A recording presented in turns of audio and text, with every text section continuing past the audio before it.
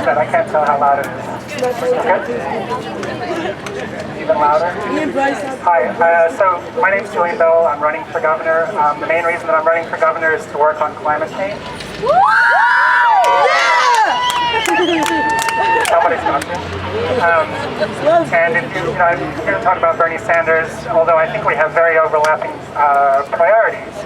But if you're interested in my campaign, please visit the website. It's julianbellforgovernor2016.com. But so, like I said, I'm here to talk about Bernie Sanders. I support Bernie Sanders. I think he would make the best president of any of the choices that we have by a huge margin.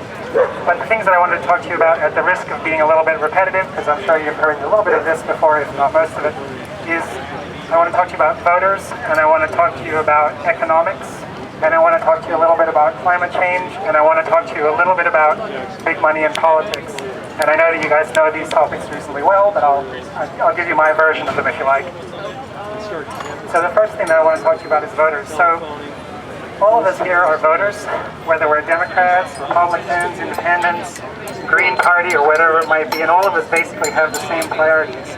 And the priorities that we have are a good job, a stable economy that we can count on, and a healthy future that our children can look forward to. And all of us want those same basic things.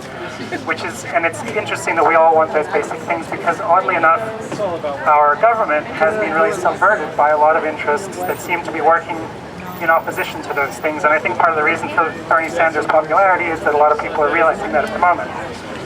But so basically, I think that what's happened is that there's a billionaire class, as Bernie Sanders would call it, or what I guess I would call it is an investor class, that has systematically subverted our democracy so as to use various bogeyman and other sort of devices and tricks to convince us that trickle-down economic theory is going to be the best thing for our economy and is working well for everybody. They have used this essentially to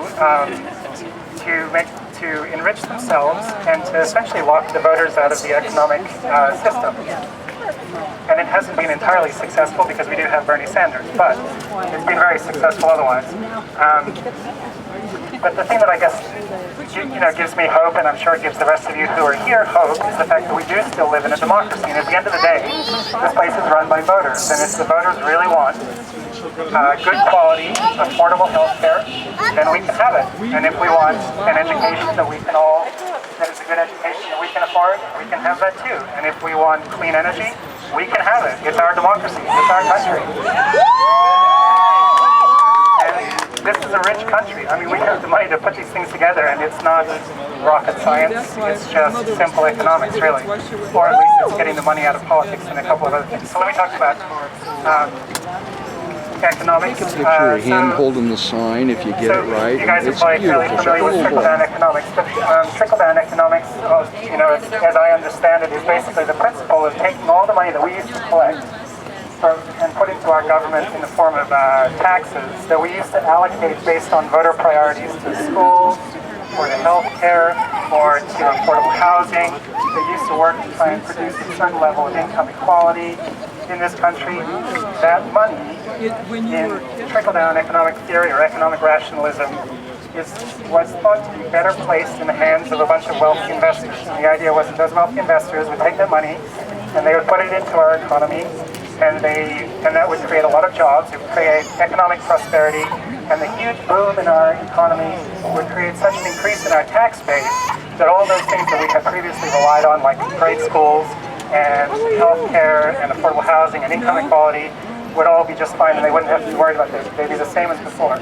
But this theory has one enormous flaw, which is that if you give somebody that has a lot of money a whole bunch of money, they put it in their bank account, and they don't put it into social programs. They don't invest because of me. They invest because of them. I mean, it's not so much that there are a bunch of bad people or there's, evil in the world and all those things. It's basically just that anybody would do that. If you had more money than you have to be able to spend, you would put it into investments that benefit you down the line. So I think that that's what happened with a lot of the, that's what happened with trickle-down economic theory, and that's meant that the rest of us that used to have a reasonable expectation of an affordable house, of health care, and an education are getting the bones from the economic banquet. I mean, we get the crumbs on the table, is what I sort of see it as. So that's the next thing that I think has been a real a crisis for America and has been developing over the last 40 years. But the other thing so the next thing I was going to tell you about is climate change. And I think part of the reason for Bernie Sanders' popularity is that people are becoming aware. I think they have been aware for a long time that there is something fishy about trickle-down economics, and the story is not entirely straight. But most of us don't necessarily know how the really affluent people in this country live, and mostly we're fairly humble, and we make do with what we get, and we feel like we have a reasonable quality of life, and that's fine. And we don't know that we're missing out on the vast bulk of the wealth this country generates. And so there's this general, I think, vague perception that we're all being lied to, and the things that we used to take for granted, great jobs, and all these other important things, are slowly being taken away from us, and there's something not right going on.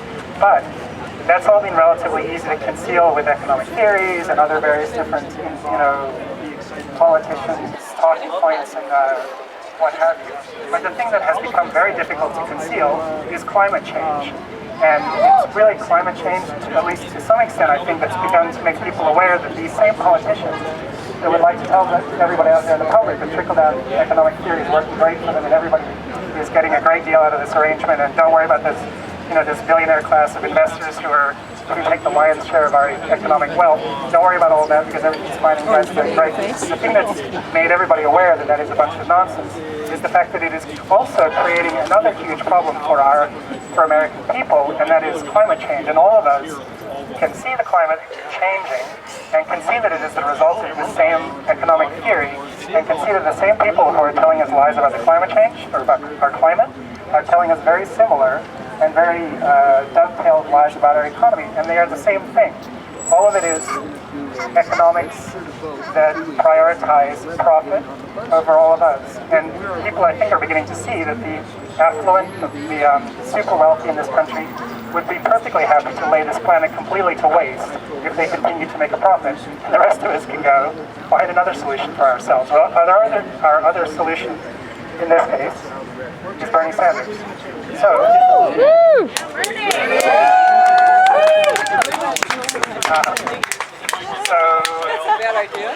let me talk to you a little bit about big money in politics. There's another thing that's, besides for creating a huge amount of income inequality, there's also the other feature of our trickle-down economy, which is that all this big money has a huge influence in our political structure.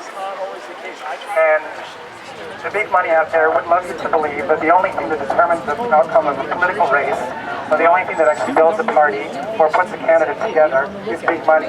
But that's a bunch of nonsense, because you remember, of course, Jeb's exclamation point and the scorch mark that he left in the dirt when he disappeared from the face of the earth, despite the fact that he had more money than the devil himself. You remember him. You also are well aware that Bernie Sanders doesn't have any of that big money, and his campaign, if anything, is steadily gathering strength, and it appears likely that it'll be putting him in the White House.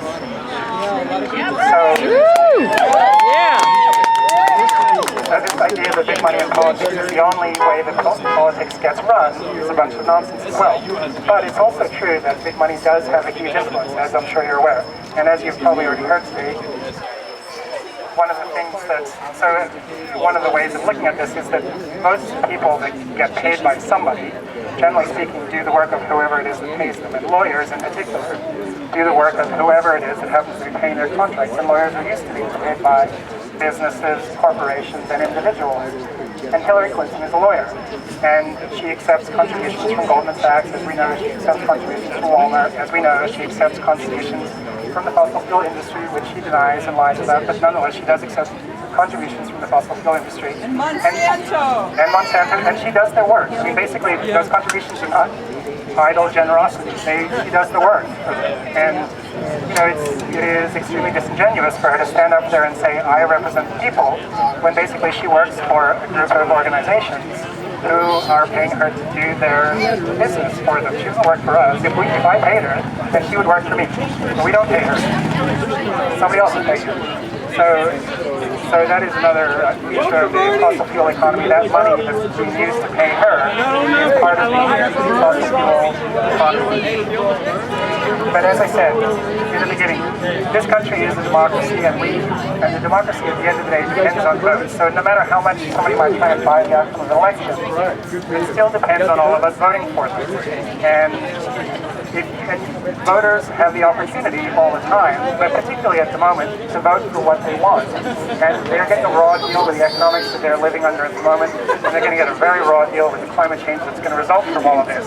And we have a unique and rare and precious opportunity to vote for somebody who is literally being employed by the voters, not by anybody else, just the voters. Which means that he is doing the bidding and the work of you and me, the voters. Whether, at the end of the day, whether that's Republicans or conservatives or Democrats, progressives, liberals, the Green Party, whatever it might be, he's definitely doing the work of voters. He's not doing anybody else's work.